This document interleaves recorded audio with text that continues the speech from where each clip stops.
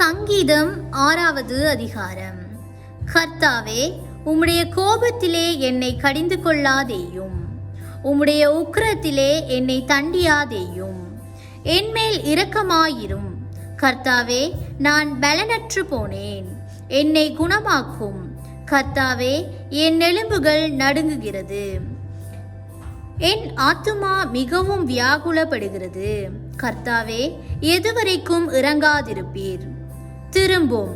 கர்த்தாவே, என் ஆத்துமாவை விடுவியும். உம்முடைய கிருபையின் நிமித்தம் என்னை இரட்சியும். மரணத்தில் உம்மை நினைவு கூறுவதில்லை, பாதாளத்தில் உம்மை துதிப்பவன் யார்? என் பெருமூச்சினால் இளைத்து போனேன், முழுவதும் என் கண்ணீரினால் என் படுக்கையை மிகவும் ஈரமாக்கி என் கட்டிலை நனைக்கிறேன். துயரத்தினால் என் கண்கள் குழிவிழுந்து போயிற்று, என் சத்துருக்கள் அனைவர் நிமித்தமும் மங்கி போயிற்று. அக்கிரமக்காரரே, நீங்கள் எல்லாரும் என்னை விட்டு அகன்று போங்கள். கர்த்தர் என் அழுகையின் சத்தத்தை கேட்டார், கர்த்தர் என் விண்ணப்பத்தை கேட்டார். கர்த்தர் என் ஜெபத்தை ஏற்றுக்கொள்ளுவார்.